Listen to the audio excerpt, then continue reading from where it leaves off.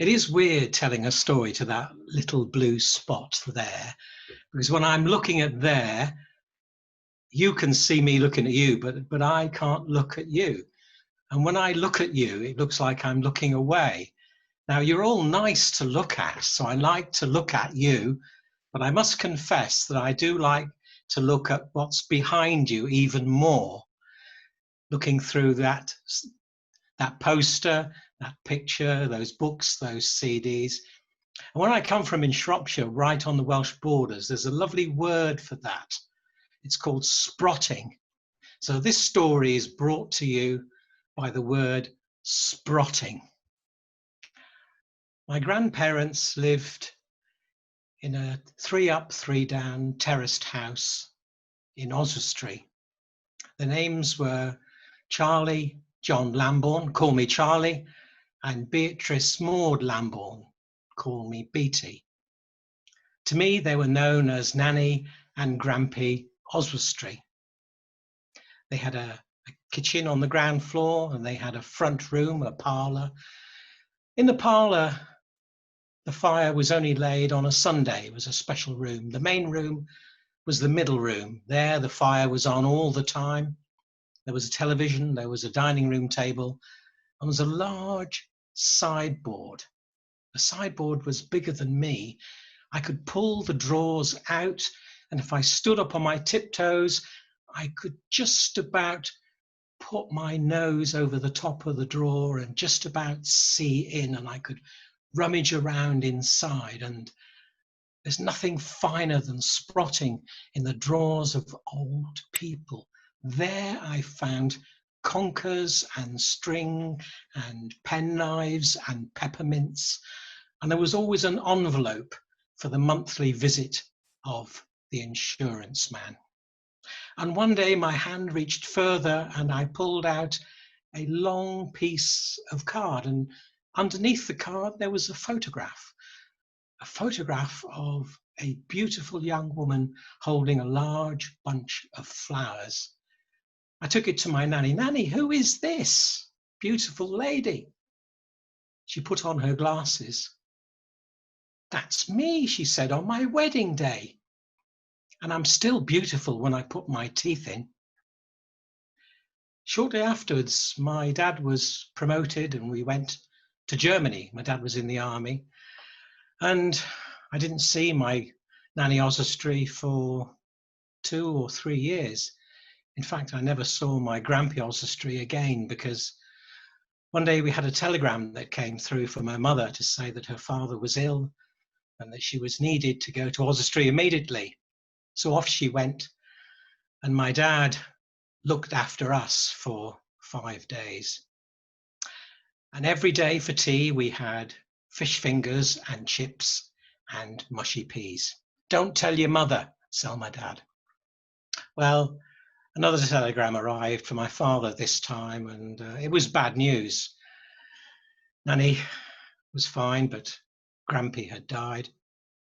And my mum was staying on for the funeral, and she was coming back to Germany and bringing her mother with her for a short holiday. She was going to spend a couple of weeks with us. So we were very pleased to see Nanny Oswestry, and we got in the car and went to Hanover Airport to collect her. Well, I recognised my mum when she came through the customs, but I didn't recognise the old lady with her. She seemed so small, and she was dressed from head to foot in a very large fur coat, and she had a hat to go with it. She just looked like a Russian princess. But when she smiled, when she saw me, I knew straight away it was my nanny. And when I ran over and she hugged me, it was like hugging a big bear, but a bear that smelt of lemon verbena. A couple of days later, my nanny made my parents go out to the sergeant's mess. I will look after the boys, she said. Hurry them now to the house. Well, boys, she said, she got us round the dinner table. Who likes a game of cards? What would you like to play? Well, there were 3 of us, me, 10, my youngest brother, 6, and then my other brother, 7. My little brother said snap, and my second brother said happy families, and well, I went along with that. No, said my nanny. Proper card games, not games for children, proper card games like 21, pontoon. Who can play pontoon? We'd never heard of it. Right, she says, I'm going to show you how to play pontoon. She got a card game, pack of cards out, and she showed us the rules, how to do it. We had a couple of trial hands, so we all knew how to play the game. She says, right, let's play. Let's make this more interesting. Get your money out. We haven't got any money, Nanny. You haven't got any money? Stephen, go and get my handbag. Well, you needed 2 handbags to lift Nanny's handbag. You needed 2 hands. I dragged it over to the table, and inside there was a bag, inside the handbag, which had hundreds of pennies inside. A proper penny, a penny that would fit in the palm of your hand, a penny that felt like the wealth of the world, a penny that you could take and spin for at least a minute on the road. She divided the pennies up amongst us. We each had a pile of 20. Right, she says, let's play cards. But before we play cards, how about a drink, boys? What would you like? Well, could we have some squash? Squash, said Nanny. No, I mean a proper drink, the sort of drink you have when you're playing card games. Where's the drink kept in this house? Well, I pointed to the drinks cabinet, which was a good 2 yards long. On the left-hand side, there was a record player. In the bit in the middle there was where my mother kept all her Doris Day records. She loved Doris Day. Her favourite was Move Over Darling. And when she played that, and when I saw the way she looked at my dad, I knew that shortly I would be having a new brother or sister. And on the right-hand side, there was the drinks cabinet. My nanny opened the drinks cabinet. She picked up a bottle of port for my father. Old man's drink, she said, put it down. She saw my mother's baby sham. Ha, she was dismissive. Oh, this is more interesting, she said. In the corner, there was a bottle of Pimm's and a bottle of lemonade. Right, she says, boys, this is a drink for gambling. She took the 4 glasses. She poured us out a Pimm's and a lemonade each. Right, she said, let's play. Let's go for the money. It was a great game. We all managed to end up with the sort of money we started with. And 2 weeks later, it was time for my grandmother to go back. And, well, life took over after that. She went back to Blighty and we went somewhere else, and the family moved away. Some got married, some got divorced. I went off to university.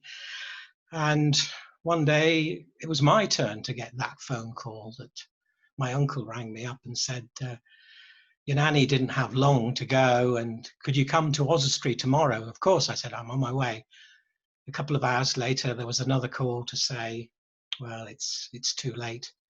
But we're going to have the most amazing funeral. Please come.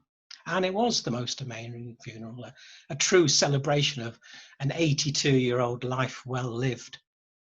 We booked the Winstay Hotel, which, if you've ever been to Oswestry, is a 3-star hotel. We booked that because it was the place where they spent their honeymoon. And all her sons and daughters were there, and all their partners, and all the grandchildren. And the youngest person was her first great-granddaughter, my daughter, Samantha Beatrice Hobbs. And it was a wonderful occasion, and I went through to the bar and to put some money behind the bar. Can I get you a drink, sir? Said the barman. I thought, yes, you can. Could I have a Pimm's, please? Certainly, sir. He mixed me a Pimm's and brought over. I looked at it. It looked darker than the Pimm's that I remembered. It smelt differently, and when I tasted it, it tasted differently to the Pimm's I remembered, but it was wonderful. And then I realized that all those years ago, I had been drinking more lemonade than Pimm's, perhaps a dash of Pimm's. It was a homeopathic Pimm's that I had had. But there was a tear in my eye, and I raised my glass. Chin chin, I said, Nanny. Chin chin. Thank you.